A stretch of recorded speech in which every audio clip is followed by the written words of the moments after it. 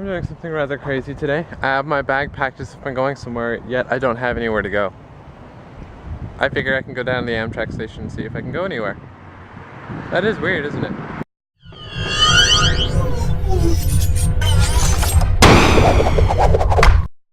No, I'm all hyper and I've been in the house all week, so I really want to go somewhere. So that's why I'm going to pretend like I'm going somewhere and maybe I end up going somewhere. That's not grammatically correct.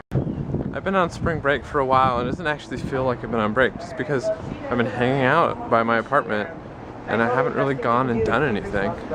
So this is why I'm thinking about just seeing if there's anywhere to go and just doing it, you know? I mean, just go somewhere else. I have a couple days. Just hang out today and come back tomorrow night. At least make me feel like I did something. You know, I thought about it and I bought a one-way train ticket just to see if I would get on the train and find a place to get off and just figure something out, but I changed my mind. These tickets are exchangeable for a year, so I can use it for a time where I actually need to go somewhere.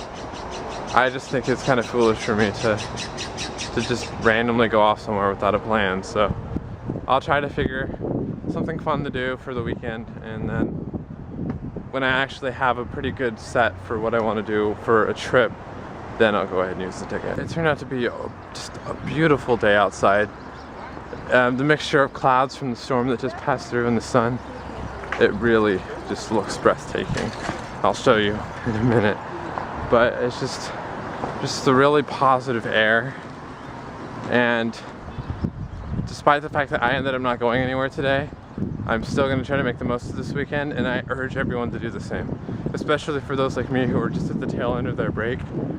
Really get outside and just savor the moment and just don't let yourself get down. I mean, spring is a time of renewal. It's the perfect time to really get out there and focus on what's good in life. So I urge you to at least get outside just for a couple minutes today and just take everything in and just really savor it, because I think that's what I need to do.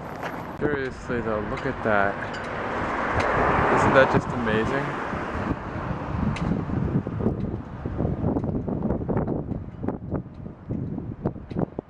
God, you gotta really appreciate that sky. It's actually getting kind of hot out. I had to pull my sleeves up. You know, I've been thinking, I've been so trekked out lately. I mean, my ringtones and my desktop and everything are Star Trek. Like, my lock screen is Star Trek. Like, I have so much Star Trek stuff, and I've been watching a lot of Deep Space Nine. And I think I've forgotten some of my roots because I'm a Star Wars fan. And I'm sure a lot of you can agree with me. Star Trek and Star Wars seldom go hand in hand. There's a big rivalry, and even William Shatner and Carrie Fisher have had a couple of mock fights over which series is better, but I'm listening to the Empire Strikes Back soundtrack, which is why my headphones are in. And I just kind of think, you know, I've been thinking so much about Star Trek and how awesome it would be to be in Starfleet and all these things. You know, I haven't really been very Star Wars-y lately. I haven't really goofed around with my lightsabers. I haven't been watching all my behind-the-scenes stuff that I normally do. When I get really bored and I have nothing to do, I go on and watch all the 1080p rips of the Star Wars lightsaber duels on YouTube. Despite the fact that I have all the movies, it's easier to just go watch the specific fight. I haven't really been doing that lately because I've been so engrossed in the whole Star Trek universe, and so I'm trying to immerse myself in both worlds, but it does feel kind of awkward because I feel like I'm abandoning one in order to spend time with the other. And so I guess I need to find that delicate balance between the two, so Star Wars doesn't feel left out when I'm dealing with Star Trek. Sounds like a plan. So, just got back in the house, thought I'd catch up on some of my videos. One of my friends who I met through the Kate support group when we made the first video, his name is Chris. And he's also a vlogger, and right now he's in Canada actually, and I'm watching his vlog. He visited Toronto for the first time. I'm going to go ahead and put a link into the description or an annotation somewhere, and you can go ahead and check that out. He's a pretty awesome, straight up guy, and I think you guys should support him as well. I'm trying to figure out what's wrong with my Tumblr. I've been posting images for a while now, and I can't find my pictures when I search for a tag. Like, all the caters pictures I post, like if I was to search caters on Tumblr, like none of my stuff shows up. And I'm wondering what that's about. And I've checked my tags, and my tags are right, and I just don't get it. So, if any of you know how to use Tumblr, and you know how posts show and don't show, let me know, because I want to figure out why my posts aren't showing and how to make them public. Time to do a WeFit body test and prove to WeFit that I'm not fat! Apparently I've lost a little bit more weight, which is awesome, but I had to redo my measurements because I was wearing my normal clothes and my shirt and then my pants that are a little bit heavier, and apparently it added like almost 2 pounds to me on WeFit because it's super sensitive about that stuff. So I had to like literally strip down to where I was only wearing my shorts essentially to get the right measurement. I just wanted to let you guys know that I have almost made $1 since I started with my new YouTube channels. That's awesome! Strangely enough, it has been a year since I came here to sign a new lease. Wow! Just think how fast time goes by, and like in a couple months I'll be graduating, and then another year will go by, and I'll be like, you know, a year ago I was talking about something that happened another year ago. Time just goes by like that. When I was younger, my parents and my grandparents always said, enjoy the time you have because it will always go by before you know it, and then it won't be there anymore, and just all these little lectures about how time goes by really fast. And now I actually am starting to realize that.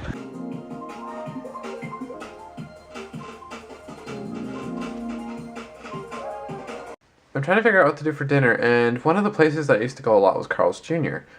One of the things they don't have anymore are the little chicken nuggets that were made out of stars. Like, it's not on the menu anymore. And I just looked at their information, and it shows that they have it. So I am totally tempted to go down there and see if they have them, because that would be amazing. I haven't had those in a really long time. Just when you thought the sky already looked pretty, guess who decided to come out to visit?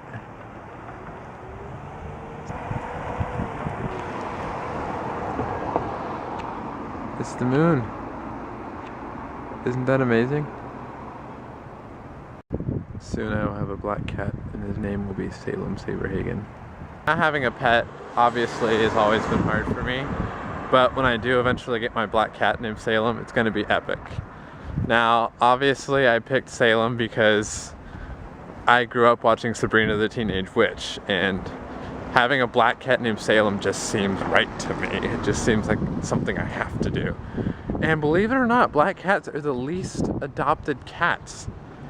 I went to the SPCA when I got my cat's trooper in Washington way back when, and they told me that black cats typically just aren't adopted. People, I guess, are just daunted by them. I guess it's the bad luck thing, I don't really know, but they just aren't adopted as much, and that's kind of sad.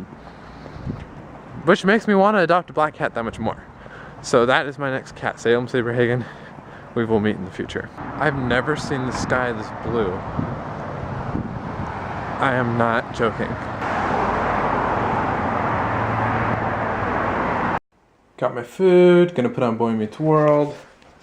It's gonna be a nice night. So I will see you tomorrow. Thanks for watching another wonderful day.